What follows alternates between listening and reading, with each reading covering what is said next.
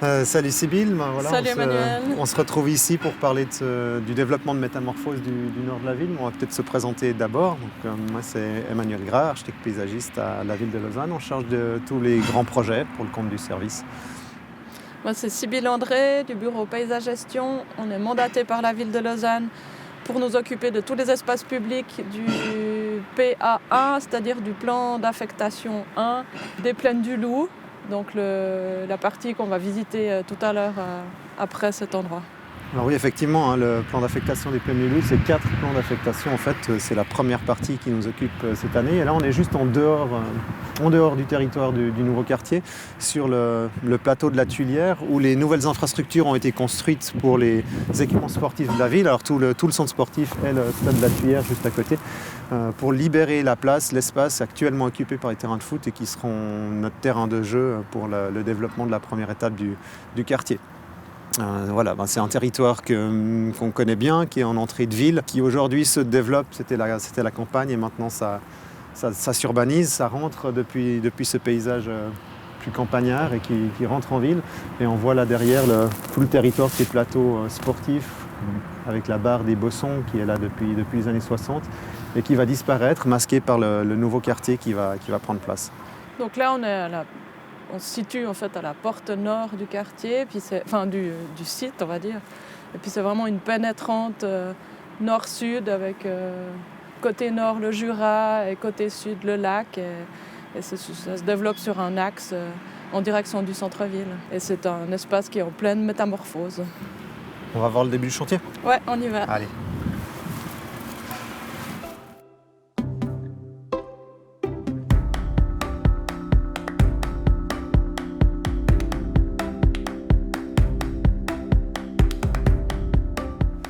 Voilà Sybille, là on est vraiment au cœur du nouvel écoquartier, en tout cas du PPA1 qu'on évoquait tout à l'heure. C'est l'occasion de voir le début des chantiers de construction. Au nord comme au sud, on voit que tout ça se précise et démarre gentiment. Et puis c'est l'occasion ici de toucher un petit mot du patrimoine arboré, puisque construire un nouvel écoquartier, c'est aussi supprimer quelques arbres. Alors je ne sais pas si tu veux toucher 2-3 mots des 2 pins emblématiques qui sont là derrière et de leur histoire. Alors on a effectivement essayé de maintenir un maximum d'arbres en place, ce qui n'est pas tout facile parce que c'est un quartier qui va être très dense. C'est un peu ça fait la même densité que le quartier Sougar à Lausanne, mais en fait avec des gabarits quand même pas mal plus hauts. On arrive à distinguer un petit peu des gabarits qui sont restés des mises à l'enquête.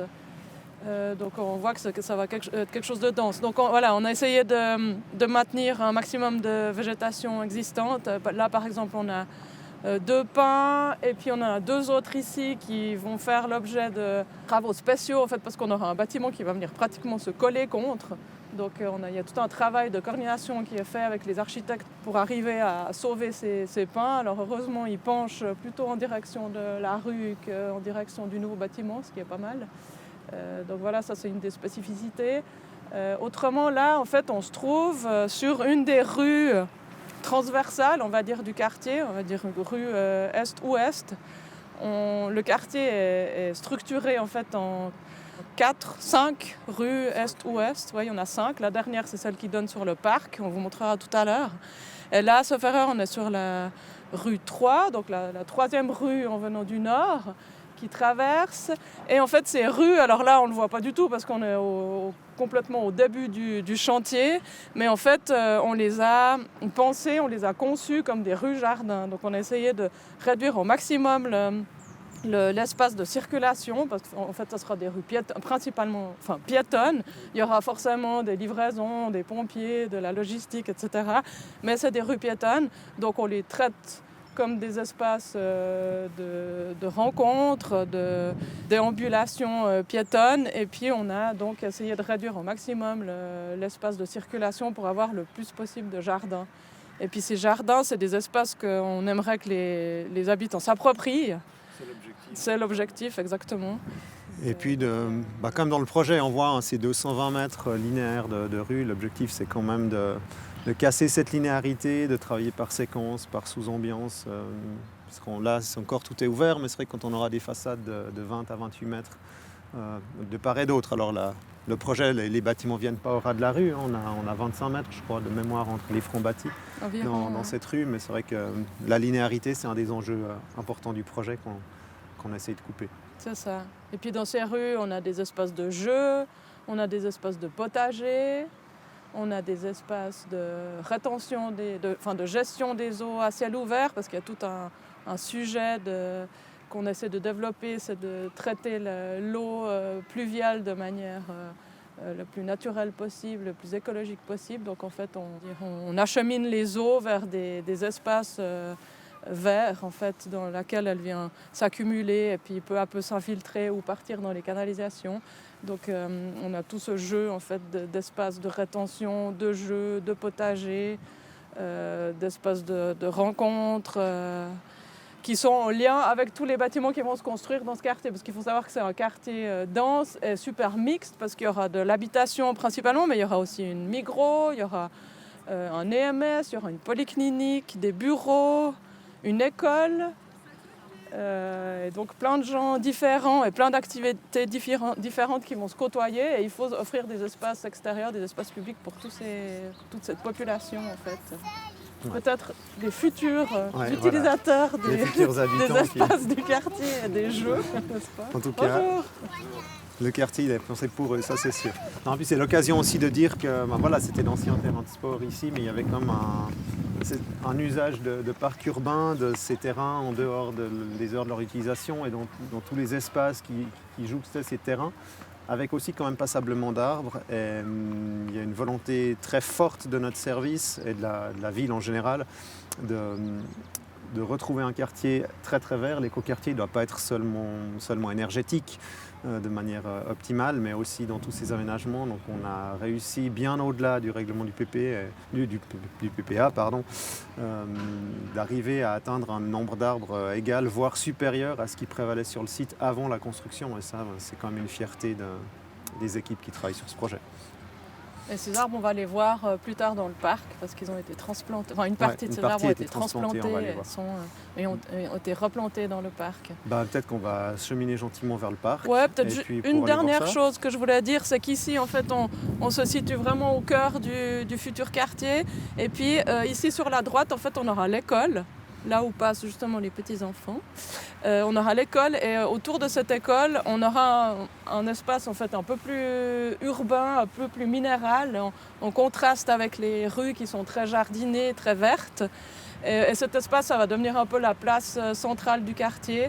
Et cette place sera jumelée avec le préau, et en fait on n'aura pas un préau d'école uniquement destiné à l'école, mais qui en fait se prolongera avec une place, et on aura une espèce de place préau, et ce préau pourra être utilisé comme place hors des heures scolaires. Puis il y a peut-être aussi quelque chose à dire sur l'école, le concept. C'est toute la mixité voulue dans le quartier sur les différentes populations, entre les propriétaires, les locataires, les coopérateurs. On retrouve ça un peu à tous les échelons. C'est vrai, dans le projet d'espace public, on essaye aussi de mixer, de cumuler les programmes. Donc avoir un préau-scolaire équipé juste comme un préau-scolaire, c'était pas très intéressant. Donc c'est toute la qualité du projet de réussir à faire un espace public qui devient préau-scolaire, qui redevient espace public, qui est du coup fortement arborisé, qui est aussi fortement perméable, fortement équipé. C'est tout le côté vertueux du projet. Et on aura aussi des passages publics nord-sud qui permettront de relier le quartier en fait, dans l'autre sens, c'est-à-dire du nord au sud ou du sud au nord. Et ça, ce sera des passages qui traverseront en fait, les pièces urbaines. Donc par pièces urbaines, en fait, on parle d'ensemble de bâtiments entre rues. Et donc on a tout un maillage de cheminement, de circulation qui permet d'avoir un quartier qui est super perméable et super accessible pour tout le monde, y compris les personnes à mobilité réduite. Évidemment. On va voir le parc. Jusqu'au parc ?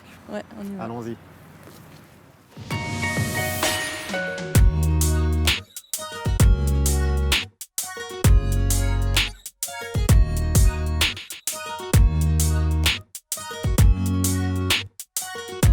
Voilà Cyril, on est dans le parc du Loup provisoire qui a été créé.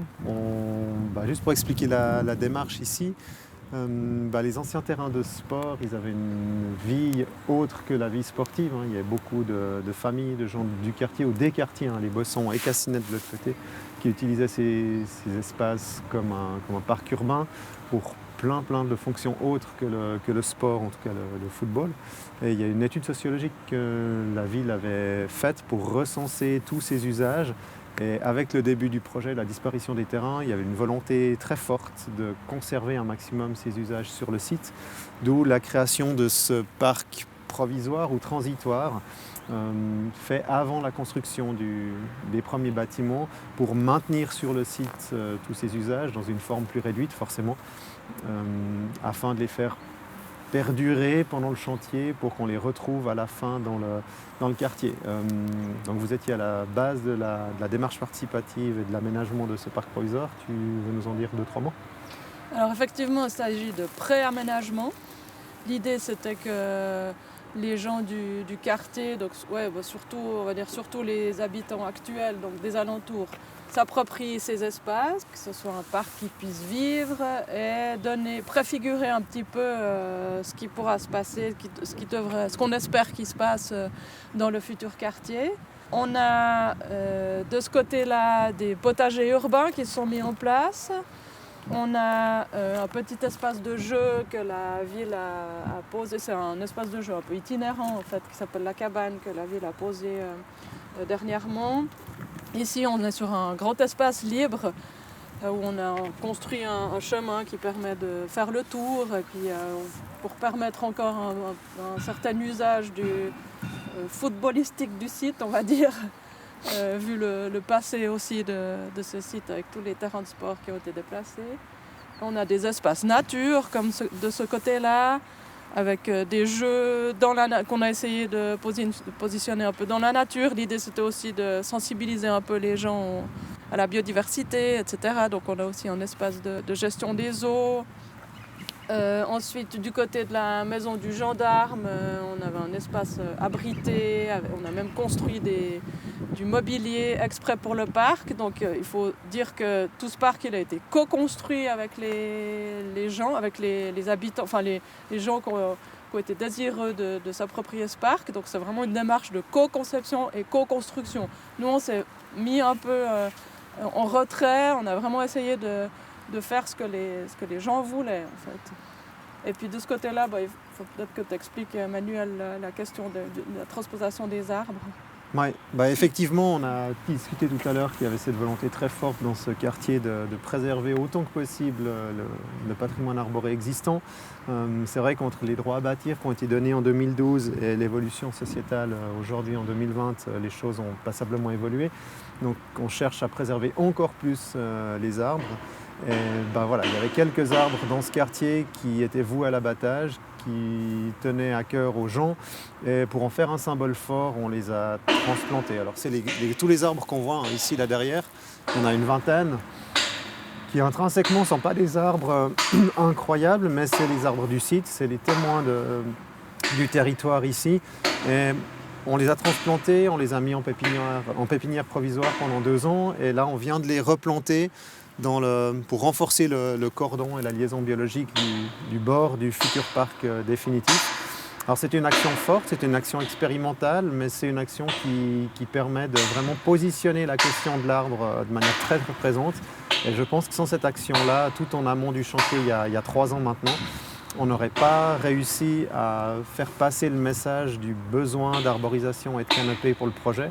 Et je ne suis pas sûr qu'on aurait réussi à replanter autant d'arbres sur le site, parce qu'on n'a pas dit, c'est que quand même les espaces publics, la ville, bien sûr, on en plante beaucoup, mais tous les investisseurs privés jouent aussi le jeu et replantent plus que le minimum réglementaire auquel ils sont astreints. Et ça, c'est quand même aussi une des qualités du projet, c'est qu'il y a 18 investisseurs privés, c'est pas tous les jours facile, mais n'empêche qu'ils jouent le jeu. Et à la fin, pour l'instant, en tout cas, tous les projets autorisés en construction, ils vont plus loin d'un point de vue nature et biodiversité que ce qui est demandé. Et ça, c'est quand même un très chouette signe pour le développement. Ouais. C'est combien d'arbres déjà qui ont été transplantés? Alors là, on a transplanté une vingtaine, enfin c'est 21 qui ont été arrachés. Sur les 21, il y a eu un décès, donc on est à 20, ce qui est pour l'instant un ratio qui est plus qu'honorable, sachant que ces arbres, on ne les a pas préparés avant. C'est ça, donc pour le moment en tout cas c'est une réussite, quoi. Alors c'est clairement une réussite pour l'instant, et ça ne veut pas dire qu'il faut refaire comme ça les prochaines fois, mais c'est vraiment une réussite pour positionner l'arbre. Ce qu'on n'a pas dit ici, enfin tu as évoqué la co-construction, les jardins potagers, mais aussi là l'expérience dans la gestion du parc. Les jardins potagers, c'est pas notre service qui s'en occupe, comme tous les plantages à Lausanne. Ici, on a laissé à une association le soin de gérer ces plantages, alors en respectant bien sûr toutes les contraintes de nos chartes de plantage usuelles, mais c'est aussi une façon de développer le vivre ensemble, de dynamiser les associations de quartier qui sont appelées quand même à se renforcer et à jouer un rôle dans la vie du quartier futur. Donc on est assez contents, ça se passe plutôt très bien. Et on espère que ces modèles-là pourront aussi se développer pour la gestion de toutes les plus petites surfaces de culture potagère dans le futur quartier.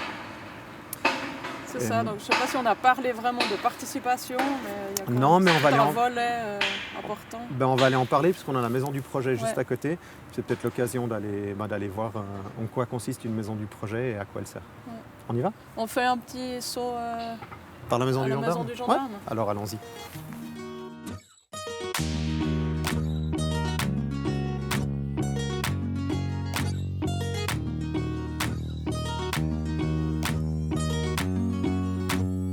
Voilà Sybille, c'est le dernier endroit qu'on voulait évoquer dans le parc. C'est le site de la future maison de quartier qui sera construite tout prochainement avec le parc définitif ici. Aussi une volonté forte de la volonté de participation, de vivre ensemble, de vie de quartier qui va se développer ici. Il y a cet espace déjà de rencontre qui préfigure déjà ces lieux de rencontre de la population qui ont été créés ici dans le cadre des aménagements transitoires. Qu'est-ce que tu peux nous en dire? Alors ouais, peut-être juste dire que dans cette phase de pré-aménagement ou d'aménagement transitoire du parc, c'était aussi une histoire de tester des choses. Et puis on a effectivement testé des choses. On a co-construit un tunnel qui rappelle un peu les tunnels maraîchers pour avoir un espace abrité, un espace couvert pour les rencontres. On a aussi créé, maintenant l'équipement n'est plus là, il a été démoli, mais on a aussi créé un espace pour les adolescents, enfin qu'on a essayé de créer pour les adolescents et avec les adolescents sous forme d'éléments d'échafaudage et puis de bâches, de camions. Qu'on aurait voulu récupérer, mais finalement on n'a pas pu récupérer, enfin bref.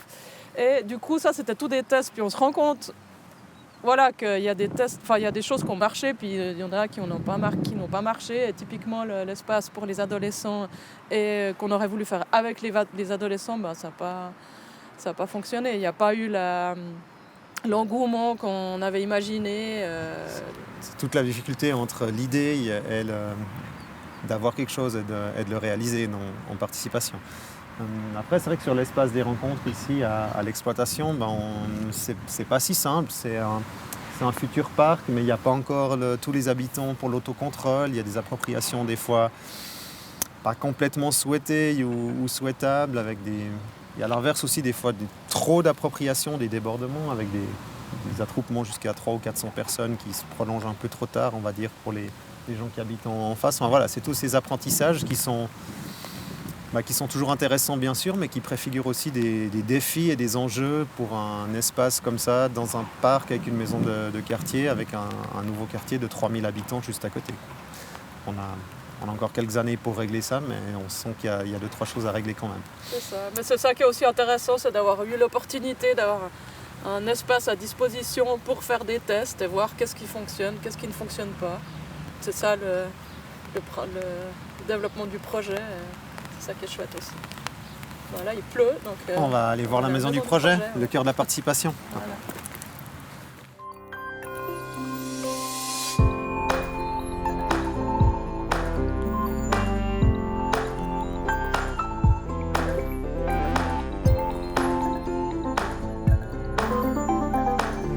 Voilà Sybille, ici on est devant la maison du projet qui a été créée par la ville pour accompagner tout le développement de l'écoquartier et du projet Métamorphose dans cette partie de la ville. Alors c'est une transformation, c'était une cabane des clubs de foot qui s'entraînaient sur les terrains qui étaient ici. qui a déménagé au centre sportif de la Tuyère, qu'on a vu en début de visite. Et cette maison, voilà, elle a été retapée avec un espace extérieur qui a aussi été créé. L'objectif de la maison du projet, c'est de pouvoir accueillir tous les éléments de participation, donc pouvoir communiquer sur le projet, accueillir les gens qui ont des questions. D'ailleurs, il y a une permanence tous les mercredis après-midi avec les services du bureau de développement et projet Métamorphose qui viennent ici pour accueillir le public, ouvrir les portes du projet, répondre à toutes les questions. Et puis c'est l'occasion aussi d'accueillir les forums participatifs qui ont lieu 2 ou 3 fois par année maintenant pour parler de l'aménagement des espaces et de la concertation avec les habitants des quartiers et les futurs habitants. Donc cette maison du projet, c'est un peu le poumon ou le cœur de la participation qui a appelé à durer aussi avec le développement des étapes 2 et 3. On n'a pas beaucoup parlé aujourd'hui, mais c'est vrai, ça c'est la première étape qu'on vient de traverser. Il y a encore les étapes 2 et 3 qui vont se poursuivre sur les territoires qui continuent ici, l'ancien parking du Vélodrome jusqu'au stade olympique actuel de la Pontaise. La promenade du Bois Gentil qui est là derrière, elle fait le lien avec le parc du Loup et c'est l'ossature verte du futur parc urbain qui structurera tout l'écoquartier dans son ensemble. Donc avec le parc du Loup, c'est vraiment la première perle de ce chapelet d'espace public qui va relier tous les équipements publics et sportifs du quartier, de sorte à avoir vraiment ce poumon vert, cette trame de mobilité douce et de rencontre à travers tout le quartier. Alors cette maison, elle nous sert aussi bêtement de lieu de rencontre, de lieu pour toutes les séances de coordination nécessaires pour le projet. Dieu sait s'il y en a. D'ailleurs, en ce moment, il y a une séance à l'intérieur, mais on va quand même juste aller ouvrir la porte, prendre un café. Ouais. Allez, vas-y.